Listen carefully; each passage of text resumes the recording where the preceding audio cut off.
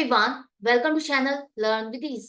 आज का टॉपिक है इशू ऑफ डिबेंचर्स और हम सॉल्व करेंगे question number 30 chapter 9 TS Grewal की बुक से class 12 accounts. Online sessions online classes के लिए आप मुझे स्क्रीन पर दिए गए नंबर पर व्हाट्सएप कर सकते हो अपना नाम और क्लास।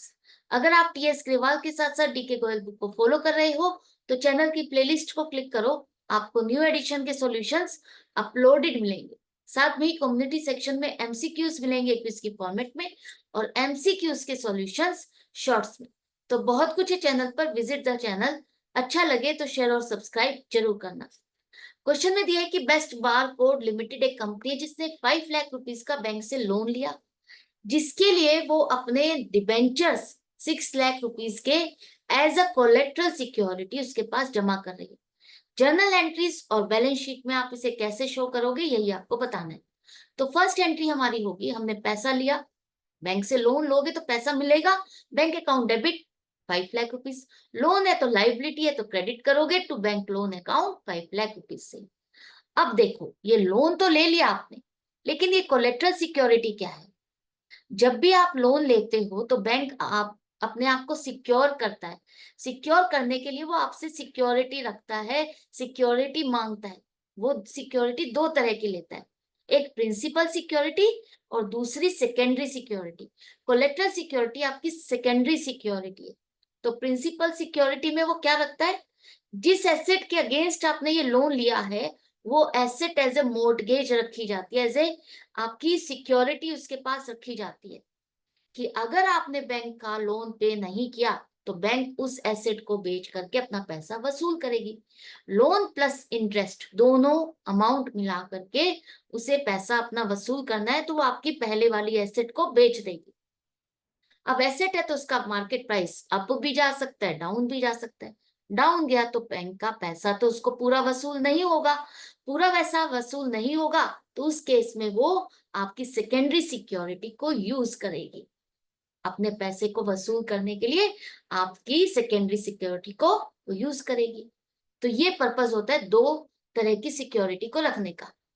तो आपने जो डिबेंचर्स उसको अलॉट किए, इशू किए, वो एज ए सेकेंडरी सिक्योरिटी है, प्राइमरी नहीं है।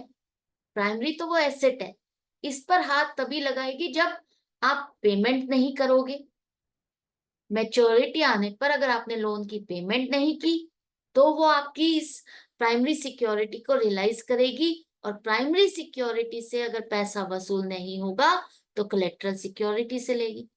अब बात आती है, क्या तब तक हमारे debentures as a loan count होंगे? नहीं।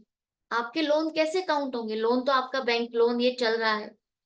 अगर आपने इसकी पेमेंट नहीं की तो आपको बैंक को ये डिबेंचर्स फाइनली एक्चुअल में अलॉट करने होंगे। अभी तो आप उसको एक धरोहर की तरह से गिरवी रखवा रहे हो, सिक्योरिटी रखवा रहे हो कि भाई हमने अगर ऐसा नहीं किया तो आप हमारे डिबेंचर्स ले लेना, आपको उस पर वैसे ही राइट्स होंगे जैसे नॉर्मली होते हैं। बैंक को क्या इस पर इंटरेस्ट दिया जाएगा 9% के हिसाब से? नहीं। इन डिबेंचर्स पर इंटरेस्ट बैंक को नहीं मिलेगा। बैंक को इंटरेस्ट मिलेगा उसके बैंक लोन पर, जो भी कंडीशंस हमने स्पेसिफाई किए उस पर वो इंटरेस्ट मिलेगा। डिबेंचर्स, इन डिबेंचर्स पर उसको इंटरेस्ट नहीं मिलेगा। तो अब देखो एंट्री क्या बनेगी। जैसा कि मैंने कहा कि एक तरह से ये डमी डिबेंचर्स है, एज ए सिक्योरिटी रखवा रहे हो।